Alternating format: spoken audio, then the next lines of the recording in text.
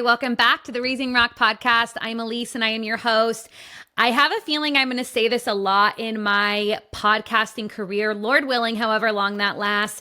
I think this is my favorite episode to date. Suzanne Venker is on the show today. She is a dream guest of mine. If you think back to when I left my career back in 2024, Suzanne Venker and her content and her books are what I was consuming to equip me and to have the courage to make the decisions that I was making and to prioritize motherhood. She is countercultural in the sense of she says things how they are. She encourages moms to not focus on their career, but to focus on motherhood and preparing for motherhood. She says what most people won't about motherhood being the biggest priority in your life. I know that we often tell ourselves that that's our biggest priority, but often our actions tell otherwise, and we prioritize a career, or we prioritize money, or we prioritize two incomes or a comfortable lifestyle over motherhood. So she says some hard truths of where our priorities should lie and maybe why they don't lie there. Suzanne Venker is such a wealth of knowledge. She has written numerous books about the importance of families and relationships and motherhood. She is a writer. She is on social media spreading this message. She is such a joy to talk to. I feel so honored that she said yes and had this conversation with me. I hope that you guys are equally as blessed by this conversation, and I hope that there's some conviction around this conversation as well. So before we get into the episode, I do want to ask you to pause this episode, take a second, find us on Instagram. I link our Instagram in the show notes. Give us a give us a follow, like and follow our podcast episode. If you're on YouTube, Spotify, Apple, wherever you're listening to, follow, leave a comment. Everything that you do to support the show in that way helps us become more discoverable to a new audience. So I would greatly appreciate you doing that. With that though, Suzanne Venker, you are a dream guest. Welcome to the show. Why do you think so many millennial women are blindsided by motherhood? I can't think of any subject area, except perhaps dating, where women are so ill prepared for the reality. I don't know where they would have heard, much less understood, what's really involved in raising children and how it will completely upend everything they ever knew to be true and every priority they've ever had and just the way you look at the world. And my opinion is because there is literally no discussion whatsoever. It's almost like it's something that you may do down the road, maybe not. And when you do, you just fold it into your other main life. And when there's no prep for it, you're going to be shocked is an understatement of what is involved and how it does not fold into what you had planned. Absolutely. Do you think that our society and our culture has done a bad job, or maybe to the opposite, they've not even done a bad job not preparing women, but they've sold us a lie that you won't want to be home with your kids. You're not going to care about motherhood. Your career will always be your number one priority. To your point, you talk about it folds into your life. But I feel like society has worked really hard to make us think that it's not going to even be important when we get there. Definitely that. Just by the silence alone suggests that. If you're not talking about something, you assume it's not that important. Because if it were, Right. you'd think you'd be talking about it. Right. But yeah, I just think with a focus being so, I mean, you take, for example, going to school earlier when you're in college, you wouldn't talk about it then, right? God forbid. You're not supposed to be even thinking about that or talking about that because you're going there to get a degree. But to me, that's the perfect time, the ideal time, because that's when you're gonna make the number one of several very important choices that are gonna set you up to fail or succeed when the time comes that you have a family. And the number one is your choice of profession. If you are focused exclusively on prestige or how much money you can make in a profession, to me, that's a mistake. I would not encourage that ever. It doesn't really match my value system, but also it doesn't really make a lot of sense if you're planning on having a family. Now, if you're not, and even if you're not, I wouldn't do it because you don't know if you're going to change, and most people do. But you want to choose a career that is flexible. That's the number one thing you want to be focused on. Something that you can move in and out of as the needs as the seasons of life change for you as a woman. Something you can do from home, something you can do part-time, just something that is not so intense. And typically that's going to not be the lucrative ones. And of course, nobody wants to hear that because we're so money focused. That's what your goal is supposed to be, is to make as much money as you can. But then that begs just a larger question about where we are as a country in terms of our values, because that's not my values. So the only way to counteract that message from the culture is at home when you're raising kids. That's when you have them before they leave, you have a captive audience there. And you have to be extremely vigilant if you want to teach them opposite of the way the culture does. Absolutely. And so you mentioned there's a few key decisions that you have to make that'll impact your motherhood. The one being career. What are the others? Choice of career, choice of spouse. What am I missing? Oh, and financial choices. So basically relational, professional, financial.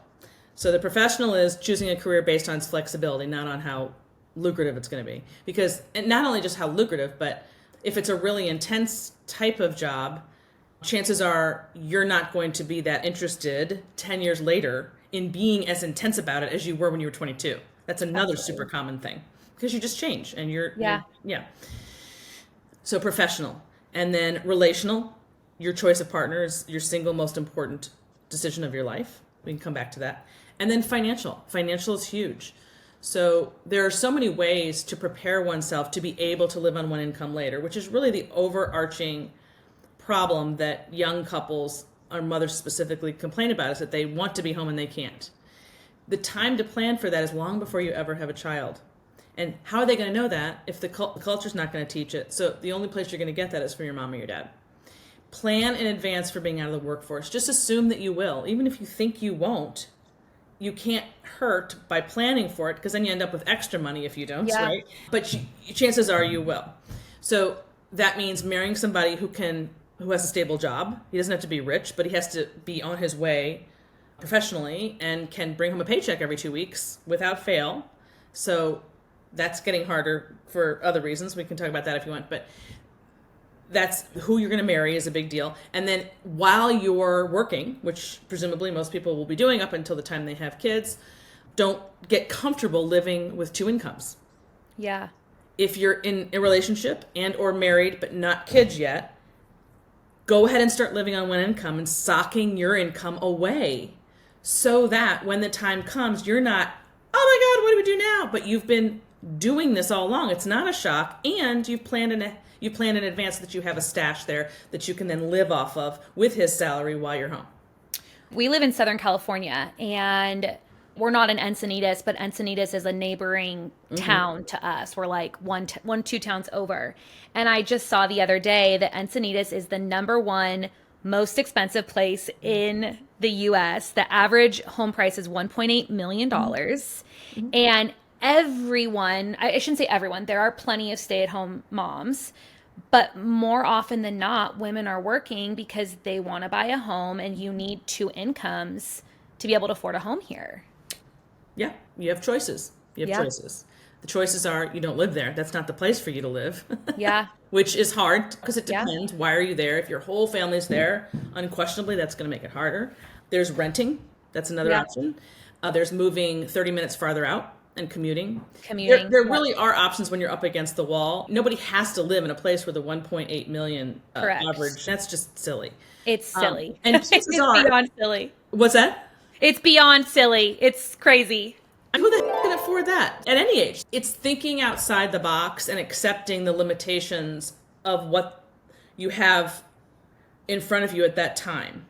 So that if you know your why, if you know that those early years are non-negotiable, that you're going to be home doing that work for 5, 7, 10 years. First of all, having that sort of immobile, like that's written in stone, that's what you're doing, all of a sudden you can start to see other options, because that's not an option to do it that way. It's like divorce. If you move it out of the equation, you find other ways to make things work, because you just push that, it's just not even there. It's a psychological thing, really. It's a process that your brain goes through when you remove something as an option. But there are countless ways when you live in a situation like that that you need to consider if you want to make that work. Shared childcare. You could share like neighborhood moms who like two people who want to do it. Maybe one person's working part-time for a few hours a week and the other one has their child for 10 hours a week or something. There's just so many different ways to go about it. And it's no question it's harder if you're in an environment like that. I don't know. I'm not in an environment like that. I'm in the Midwest. But where there's a will, there's a way. Yeah, absolutely. So what you have, we can back it up a little bit, and I would love for you to explain to our audience a little bit about you and your background and what you do to support families and mothers in coaching and all of that. I wrote for years. My children are both in their 20s. One just got married. One's getting married in April. Congratulations. I'm in a completely different stage of life. Yeah. I'm actually still a relatively new empty nester, trying to get used to it. But it's all good stuff coming. But so during the years that I was home, I was mainly a writer. I consider myself, when I wasn't mothering, I was writing. I'm a mother and a writer. That's how I define myself. And after X amount of books, that led in time to a podcast, so the Suzanne Venker show. I did for several years. I'm not doing it currently. And then that led into relationship and life coaching, which I do still. And so that's been the most rewarding, I think, of all of it, is the coaching, because the number one person I get, the number one client, is the person who, like you said, wants to be able to stay home and doesn't know how to make it work. And that's harder because I want to get them before they get in that boat by talking about these professional, relational, and financial decisions that, when made in advance, the problem virtually goes away. You'll not be stuck. It won't happen. You'll just be able to stay home. Especially if you agree with the person that you marry that because that's so important, we're going to live in this area, not that area. Like, there's so many conversations you would have in advance to determine this. So my love is to really catch people before they get into that boat. But unfortunately with coaching, it's most of the latter. And then we have to really, and it's doable, but it's going to be like a massive life change that you have to be ready to shake up your world and your marriage and all of it. And sometimes it works and sometimes it doesn't. Yeah. So describe your typical coaching, or like your typical client that you would coach, that woman that wants to leave her career. What does that scenario typically look like, and what does supporting her typically look like? Which is without giving us your secret sauce, so that people can. No. That's okay. I'm happy to talk about it, because talking about it doesn't make the coaching stop. You have to actually do it and work with it. Just knowing it isn't going to do it. I got a lot more breadwinning moms than I ever anticipated when I started doing it, where they are the larger and main breadwinners. Yeah. And that's harder than more equal breadwinners, or a breadwinner where your husband makes more. That makes it more of an easy decision. When it's reversed, we're getting into a whole different ball of wax there, with the relationship itself, with whether or not it's going to be doable to live on his income alone, with what kind of debt they've gotten into. So I end up really getting into people's numbers. And so it becomes really a financial consultation, and relational, depending on what the circumstances are. So a lot more breadwinning moms who are miserable. I don't know how else to say it, just miserable. And they didn't because you're into a situation not only where you want to be home with your child, but you're also in a situation where the gender roles of really how a marriage should be working are reversed, and cockamamie and not working. And it's an extremely rare relationship where that works. Extraordinarily rare. Like, most of them don't. And so that's where it gets into more of a marital thing. It's not just a financial conversation, but a marital conversation. And sometimes women change their minds. They didn't know they were going to feel this way. And I feel for him, if he had been planning on one life that they had decided, and then she changes. If the relationship's strong, he'll come around, usually. But if you set up a plan one way and then you change the plan and you want to do it a different way, it's going to be rocky. So it really just depends on my best clients are the ones where both partners are all in and they just want to make this work and figure out any way to do it. And then we just work together and that really does become more of a financial thing. The people where one person's resistant, then it becomes a relational matter. So that's probably like 75% of it.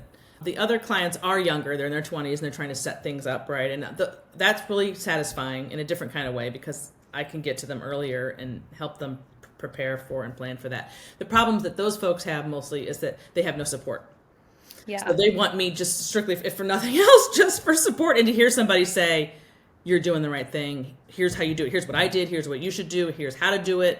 They love it because they get it literally nowhere. Most often also not from their own parents. And that really bugs me. Yeah, which is so interesting. I have a very supportive family of my decision to be home. They're super supportive, but I did not grow up. I can't recall a time where I was ever told, you're going to want to be a mom someday. Think about what degree you're going and getting. Think about the spouse that you're marrying. Fortunately, I married someone who's incredibly supportive and is the breadwinner, and we're in a very blessed position. But nobody ever, and I grew up in a church, a conservative Christian home. Isn't that funny? No one ever told me. I've been thinking a lot about this because I did grow up with that message. So let me just tell you really quickly about my parents and my mom in particular, because I think maybe the more I think about this and hear from people, the more I realize the unusual circumstances that I had with my mom, which I always knew was unusual. I realize now how the messaging I got from her was so unusual as well. So my mom married later in life, 34. Wow. In the 1960s. Wow. And she was a stockbroker up until then. And after for several Which I would think would also be unusual in the 1960s to have a female stockbroker. One of three in Wow. that city. She had an MBA. Wow. My father also had an MBA. So they were very astute financially, and that's how they came together initially. And long story short, she ended up retiring from that when my sister and I were 5 and 3. So she was not there in the early years and regretted it terribly. And so by the time I was really old enough to know anything, I was, I guess, 3 when she came home. So all I knew was a mom who was home from 3 on. And everything I knew about her was what she told me and what I saw and just what I knew about her. She raised me to believe that it's not possible to do it all. And that children need their moms. And that find a career that's flexible, that you can do around it. So all this messaging, I'm thinking, of course it came from her because she tried it when nobody did, saw that it didn't work, and so she just told me. Nobody I knew had a mom like that. So if you were always home and you never even attempted the juggling act, it's very logical that person wouldn't even necessarily think to talk about much because they don't have anything to compare it to. They didn't try anything different from that. So I don't know what their messaging would have been, but probably nothing, because you just either assume someone's gonna, or if they were unhappy or thought they regretted it and thought they should have done something, there's a big cohort of, especially boomer women, who raise their daughters to do things opposite the way they did it. Go out and get a career, which was obviously, in my opinion, the wrong answer to whatever ailed them, because that's not a solution. That's just looking at life as though it's better on the other side for whatever it was you didn't have. So I think that unique nature of my mom being in that space at a time when nobody was had a lot to do with how I constructed my life. I know it did. Yeah. So I was thinking from the time I was a teen about flexibility. Yeah, I never was told to think about it. Yeah. It was go to school and get this great job and grow in your career. And I remember even telling myself, I don't even know if I want to have kids. And then I met my husband and I wanted to have kids with him. Of course. That's how it works. Like it wasn't, I just want to have kids. It was like, no, I want to have kids with him. Of course. Yeah, that's how it is. Yeah. I have his babies. Yes, I want to have his babies. And but even when I was pregnant and preparing for motherhood, it never occurred to me that I'd want to be home. And then I had him and I was working at a different job than the one that I ended up retiring from. And I left that on maternity leave. Like I had enough sense to be like, okay, I can't go back from maternity leave. Like this is not working for me. So I didn't go back from maternity leave, but one of my clients from the company that I worked for found out that I was on maternity leave and that I wasn't coming back. And they hired me really part-time at first. And in hindsight, that was great because he was like 9 months old. I was working 1 day a week and it was a great situation. But then the company grew and 1 day a week turned into 2 and 2 turned into 3 and then 3 turned into 1,000 and I was going 1,000 miles an hour and COVID hit and it just all like life just evaporated from there. But yeah, no one, even when I was, I don't want to go back from maternity leave, you just so quickly get sucked back in because that's society's norm is you just go back and you just make it work. Yeah. And I live with a lot of regret over that and feeling like I really missed the first 3 years of the kid's life. I know you talk a lot about Erica Komisar and the work that she did and the importance. And so I'd love for you to touch on the importance of those first 3 years. But I will take to my grave that I regret missing those first 3 years. And the Lord is redeeming it. And I'm here now. But I really wish that I had those first 3 years. Yeah, so did my mom. I remember that. That really made an impression on me. Now, I was also somebody who I loved children and I babysat and I became a teacher.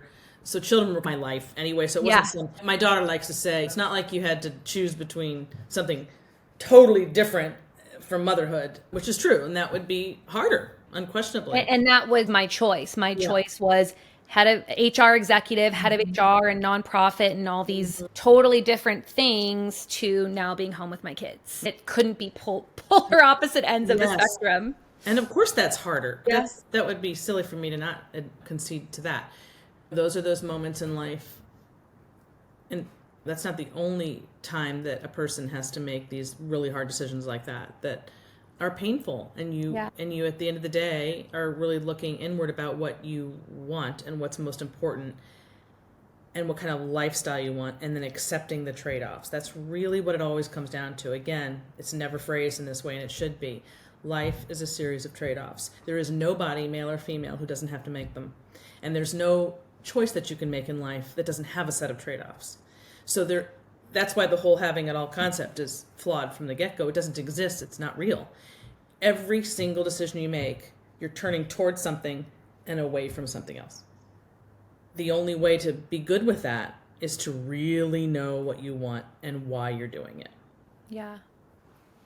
And then not paying any attention to what you're not getting, because that's not helpful. Just focus on what you're doing.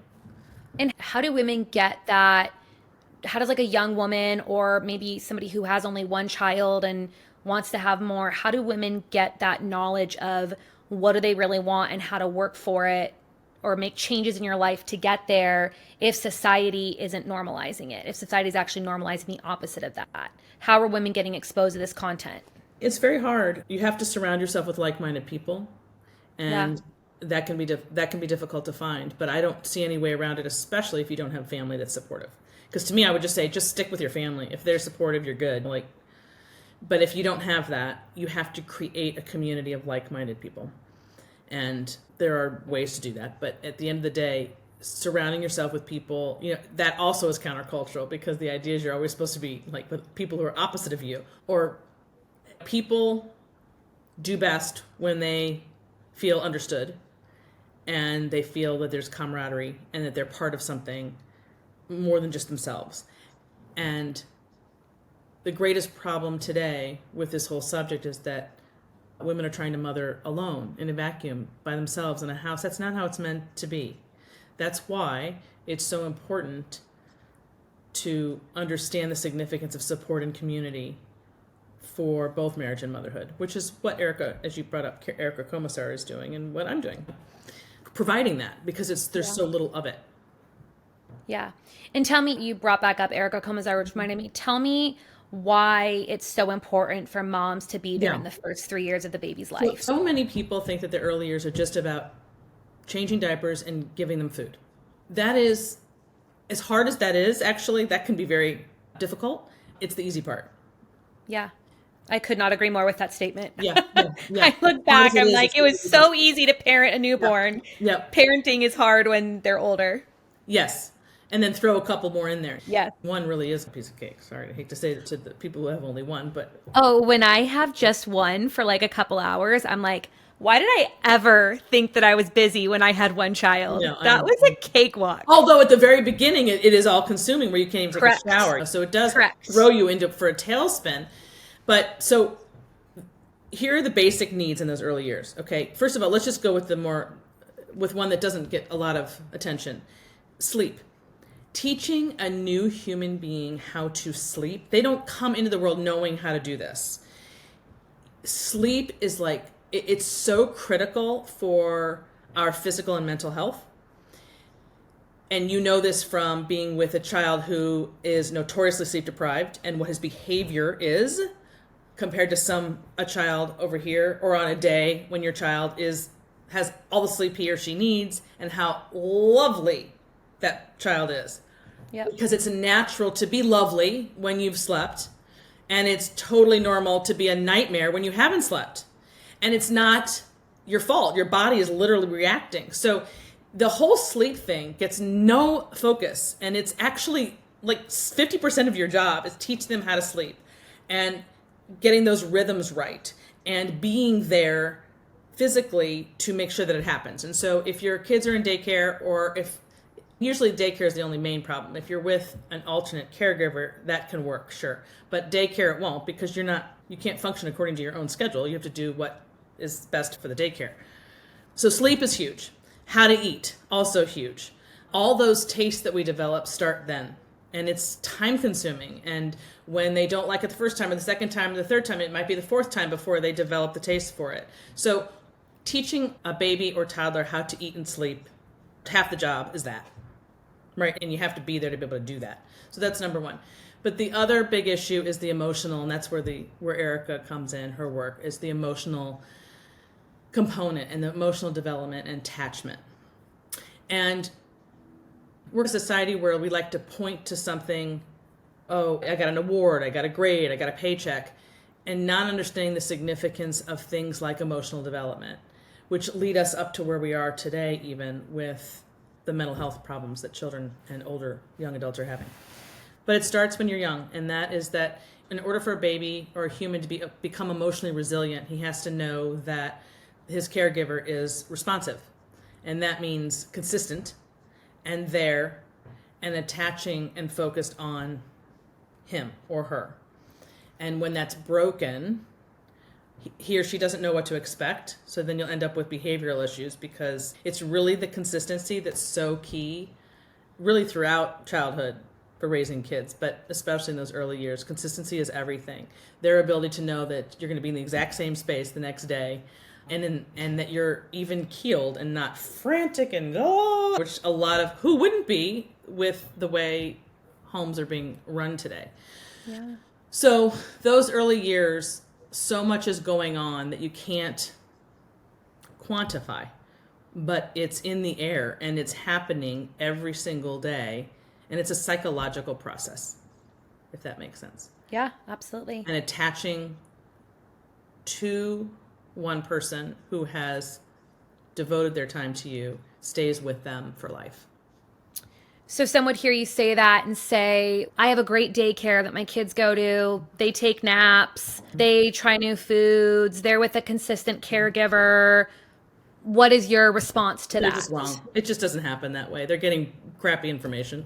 I don't know who's going to tell them otherwise. I'm sure the people there are going to tell. They're not there to see what really goes on. It just can't happen in that environment. It can't. Yeah. There's too many people for one person. Everything that I just described commands or demands one person with a baby. Everything that I just described what he needs is a one-person job with a baby, not 4 or 5 babies with someone. You can't work that way, because you're going according to the group's needs rather than the baby's needs. And because we're so anti-dependency in this culture, and everybody's supposed to be independent, like from the day you come out, and it doesn't work that way. A baby has to move to the independent stage by first getting his dependent needs met, and a baby is totally dependent, like utterly, like without you he would die. Yeah. What about the woman listening? There's like, okay, I agree with you. I don't want to have my child in daycare. Their needs aren't being met, but I'll hire a nanny, and that nanny can be in my home. The baby can sleep, because that's what we did. Yep. The baby can sleep in its bed, and the nanny can meet its needs. 1,000 times. It's not even 1,000 times better, until the baby cries when the nanny leaves and mom comes home, which is what would happen to me. So let's go with the order of care is mom, dad, grandma or alternative family member, nanny, in-home care with a small group, and daycare. Yep. That's it. Okay. So the nanny can conceivably do what I just described they need. Yep. The issues with a nanny will be, in my opinion, less for the child, especially long term, and more for the mom. Bingo. Yeah, so there's that. So we can talk about that. There's jealousy issues there. She's not doing it the way I would do it. And then there's the issue of the mom, the child that's going to always want mom over nanny, always. Even though it may not seem that way, because he'll attach himself to nanny if you're never around, and then the mom's not going to like that. So it's like you need the nanny to do what you're not doing, but you don't want the nanny to get too close to the baby because you want to be close to the baby, but you can't be close to the baby if you're not there. Yep. So he will attach himself to the nanny, but he'll always know who mom is, and he'll prefer mom, but he will attach to nanny. If, again, we're talking about what number of hours are we talking about? And is the mom around or physically not around? It's almost better, and can be better for the mom not to be around than to be around but not attending to the baby. Yeah. Yeah. There's a lot to the nanny thing. That's a whole, Totally. We can have the conversation if you want, but there's a lot to it. Absolutely. Yeah. I think and we don't need to go super deep into it, but I think it's helpful to like share firsthand perspective of even how that situation can be difficult. Cause yeah, it was the ideal. It was the best of the worst, right? Like it was the most ideal of a not ideal situation was to have a nanny, and she did a wonderful job. I'm thankful for her. But yeah, there was a lot of it's not getting done the way I would want done. There'd be like some friction or a rub and the kids would pick up on it. And then I would walk in, she would go to leave and it'd be like, no, don't leave. To the nanny. The nanny. They didn't want the nanny to leave. And that's it wasn't me leaving. It breaks my heart. They were so comfortable with me leaving. Yes. Because they were so used to me walking out the door. It's all they knew. So that was never an issue. It was me coming back home and the nanny leaving. They would get emotional about the nanny leaving because that's right. And you might have had visions of, I'm going to come home and my babies are going to run to me. Correct. And that wasn't happening. And that's not going to happen because, And it's heartbreaking. It's heartbreaking. Absolutely heartbreaking. And I just want to save other women from making this same mistake. Yeah, I hear you. And I know that's your life's work, so I'm preaching to the choir here. But it's just, I've made so many mistakes when it comes to those early years, and they're so easy to avoid. So easy to avoid. Thank you for putting it that way, because that's my biggest pain point for me as a coach is hearing the same thing over and over, knowing this was totally avoidable. And my not being mad at the person, like yourself, but the environment in which you were raised. Why did nobody tell you this? You cannot know what you don't know. You cannot know what you don't know. The people who do know it today tend to be people who go into early childhood education, right? They're doing that anyway, maybe. Or they have some reason to know it, some experience. I told you about my story with my mom and how she did something unusual, so she had like two ways of looking at it. And then and she regretted not being there. But this is information about child care. And then let me put this another way. It shouldn't just be the people who are going into education who should be required to learn about early child development. If you're going to be a parent, you need to know about early child development, because that's what we're talking about basically now is early child development. So you may not be getting a degree in it, but you are going to be a parent, so you need to know it. And we need to be comfortable talking openly about what we already talked about those early years. Yeah. But it's so taboo because someone's going to get their feelings hurt. And so we don't say anything. And all that silence is why you were in the boat that you were in, where you didn't know what you didn't know because of silence. Yep. Something else that I would say a lot, and I'm so curious to get your perspective on if you hear other women saying this or if I was isolated in my feelings, but I remember saying to friends, like we got girls' night, whatever, right? We're getting together, we're chatting about work and family and kids. And I remember saying, I'm a better version of myself when I get to go to work. My work is my vacation. It's my break so that when I get home, I'm able to be present. Like that was a word track I remember repeating over and over. Am I isolated in that, or is that a common phrase you hear? So common that I actually wrote about that 30 years ago in the very first book I ever read. Really? It was about the different myths that women will tell themselves to justify or explain that it's really okay, even though inside they know they're not okay. And one of them was, I'm a better mom for working. So that was 1999. Wow. Where I started writing about that. So that's how old that sort of excuse, for lack of So that is not an original. That is not an Elise original. no. You probably heard that somewhere and don't even remember where you heard it. Well, There you go. the mind can do a lot of things that it needs to do to get through the day, right? And get through the choices that we've made. But that is one of them. There's no question about it. And not only is it actually not true, because you're not fully present at home because it's chaos, typically, because all those things that you didn't get done during the day, you have to shove into the evenings and weekends, right? And there's that. But then also, that's just not how motherhood works. It's not about how you feel.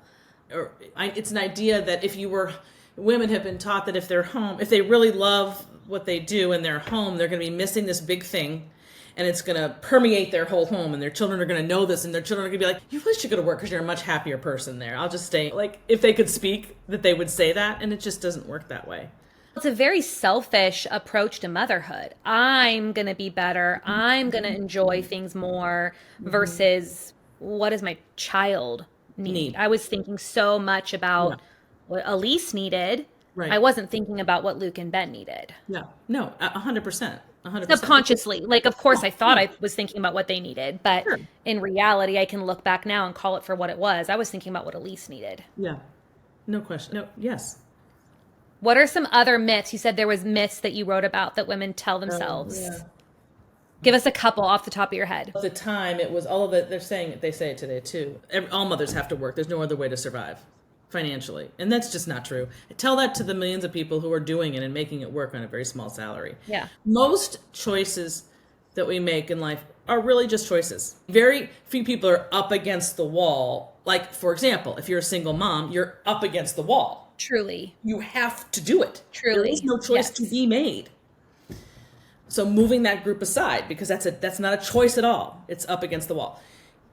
To compare yourself to that, if you are married, is unfair because you're not up against the wall. It's choices.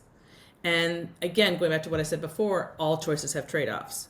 So every decision we make in life, male or female, unless we're in a situation where we're up against the wall or something's happened, you get an accident, you can't use your arms anymore, if something, then it's a series of choices and the trade-offs that will incur as a result of that choice. And what are those choices that you want to make for your life? That's it. That's all it is. And that includes financially. Does that mean it's not hard? No, of course it is hard, especially if you've gotten used to living a really high role in life and you didn't have children for a long time and you have 2 salaries. Yeah, it's going to be doubly hard to make that choice. Doesn't mean it can't be done. And so that was a myth that would go around is everybody has to work. That's just the way it is. And of course, the people who are saying that are largely in New York and California because we hear these folks on TV or in magazines. And of course, it is very different there than the middle of the country. It is harder there. And to some degree, you could even say that it's quote unquote necessary on the coasts. Again, depending on, that doesn't mean you don't have choices, but it is harder. There's no question about it. So my issue, there's no discussion of nuance. It's just a blanket statement, and then it's said in such a way that nobody feels that they can argue against it. And that's what would bug me. I had to take each chapter and debunk the myth because it took pages and pages to do that. And most people aren't going to be able to do that when they're in conversation with someone. So they just start to believe what they're told. Yeah, absolutely. So for the woman listening to this episode that is curious about staying home with their kids, maybe they've been in the camp of I have to work, this is all that we can afford, but they're listening to this and they're realizing that maybe there is a way, they're curious, but they are rooted in their identity as a professional and a working person. How do you encourage someone to reframe their thinking of my identity isn't in my career, my identity is in the Lord, motherhood, more appropriate ways of channeling that identity? I would first get to the root of why it's in their identity. What are they doing it for? What are they trying to prove? And if they are trying to prove something, why? And oftentimes you'll find that goes back to their childhood and having been taught to value what they do more than who they are. So what you achieve, what your grades, your award, your paycheck.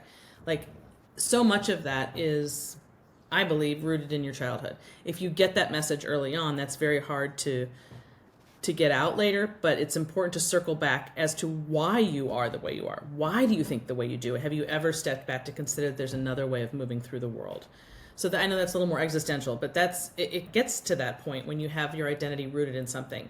Secondly, you're really at the end of the day going to have to make a choice between living the way the culture and everyone else around you says is the way to live versus being true to yourself.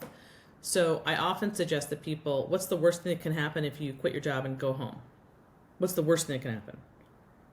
You go back, right? Because you hate it so much. It's just terrible. Now, I've never seen that. I've actually never worked with anybody who did hate it and then said, I'm going back because this is awful. So I think what we think in our head is so much about a vision that we have that isn't based in reality, but just what we envision. And you're someone who never, you said, even considered it really, right? And you never. And now that you're in a better position to answer that than I am. Yeah. No, you're absolutely right. Yeah, it was a struggle. I really battled this idea of identity.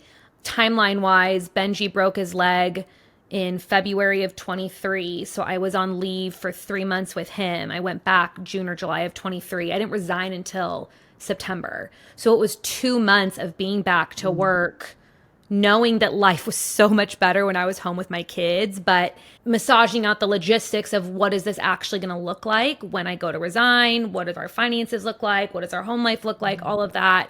Resigned in September of 23, and it took 6 months for my last day to actually come around.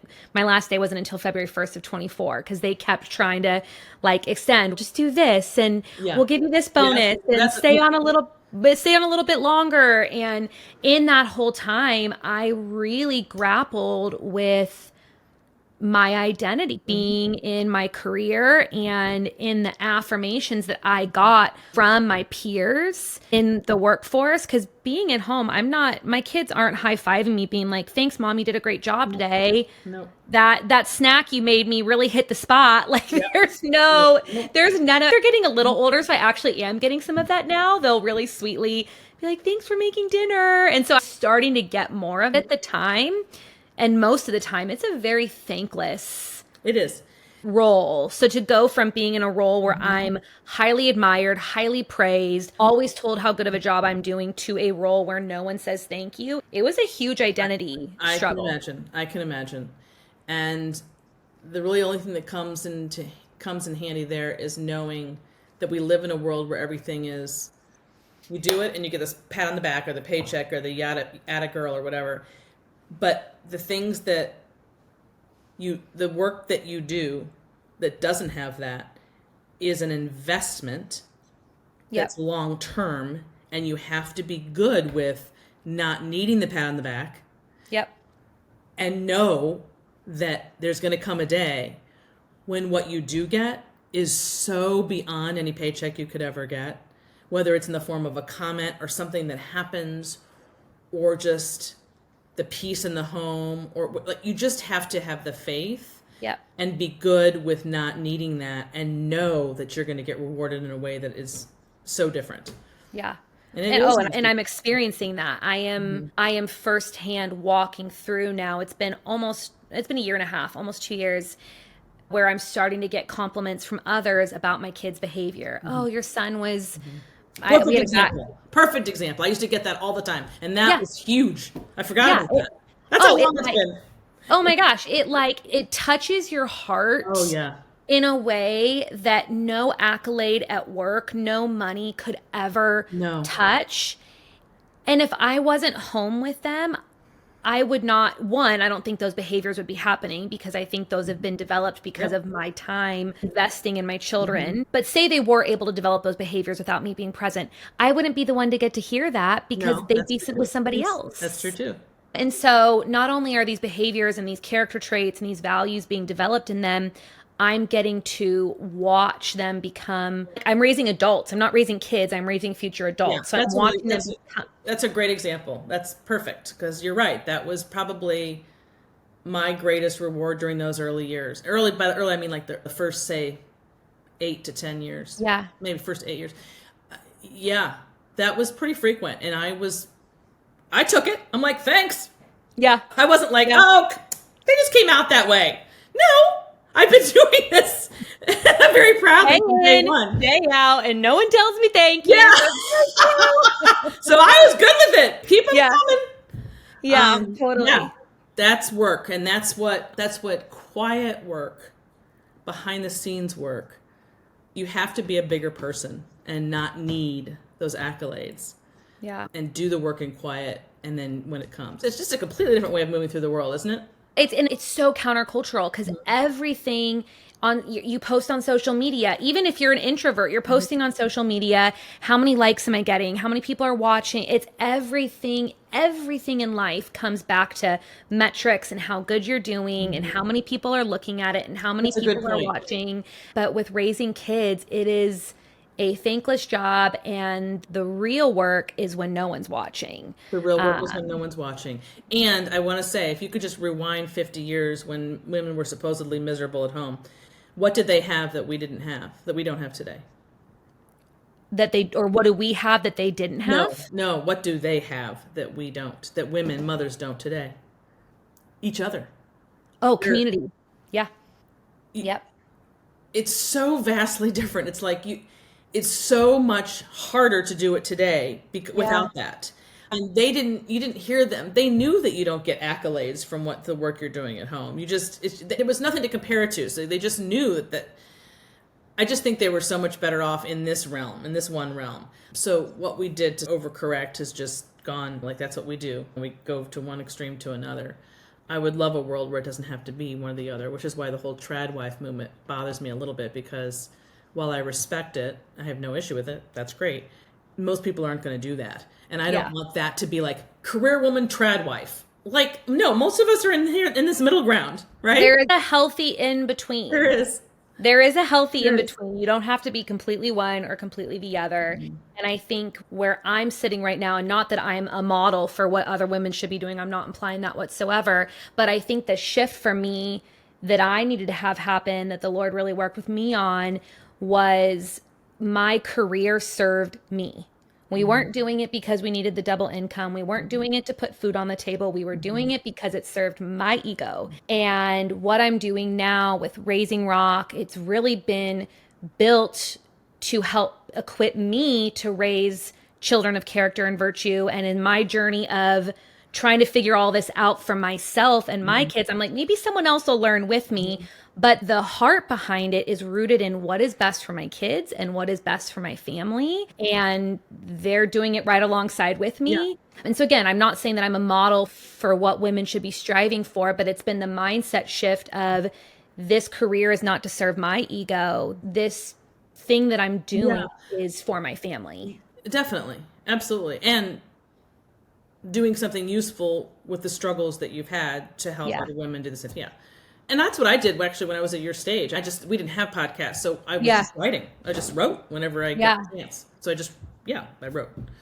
But Suzanne, this is just honestly a dream come true for me to get to spend time with you. We met, I don't even probably remember, but we met very briefly at YWLS a couple years ago. No, I don't remember. And I was so starstruck. Like, I probably was so awkward. I was like, hi, thank you. Oh my God. So this is really a dream come true for me to get to sit down and spend some time with you. I really can't say thank you enough. You've been so impactful on my journey, and I hope that other women just can soak you up as much as I have. Thank you, Elise. That's so sweet.